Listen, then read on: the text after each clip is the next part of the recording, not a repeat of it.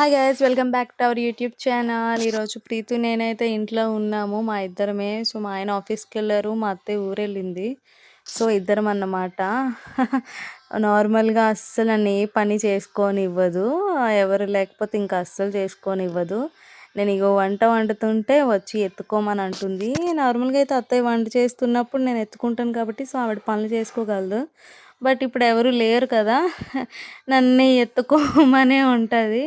So నార్మల్‌గా అయితే చేసుకోగలం. బట్ ఎత్తుకొని ఎంతవరకు చేయగలము?